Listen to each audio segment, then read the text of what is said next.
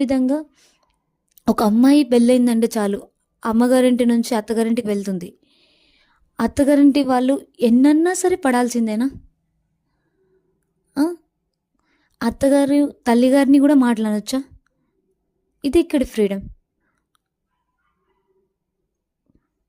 అమ్మాయికి తనకంటూ తను చెప్పుకున్నట్టు తన కొడుకుని తాను ఎంత మంచిగా అయితే పెంచుకుందో, ఇతరులను కూడా అంతే మంచిగా పెంచుతారు కదా పిల్లల్ని.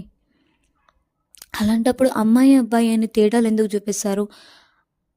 కొడుకు, కోడలు అనే తేడాలు ఎందుకు చూపిస్తారు? కూతురు, కొడుకు అనే తేడాలు ఎందుకు చూపిస్తారో కూడా తెలీదు. ఇంకో విషయం చెప్పాలంటే, ఆడపిల్ల బయట తిరగాలి అంటే ఎవరు ఎలా చూస్తున్నారని చెప్పేసి చిన్నగా భయపడుతూనే తిరుగుతూ ఉంటుందని కూడా చెప్పుకోవచ్చు. ఎవరి చూపు ఎలా ఉంటుంది, ఎవరు ఏమనుకుంటారో అని చెప్పేసి భయపడుతూనే ఉంటుందని కూడా చెప్పుకోవచ్చు. ఎప్పుడైతే మనము ఎంత ధైర్యంగా ఒక ఆడపిల్లని పెంచుతామో అంతే ధైర్యంగా సమాజంలో మనం తిరగగలుగుతామని కూడా చెప్పుకోవచ్చు.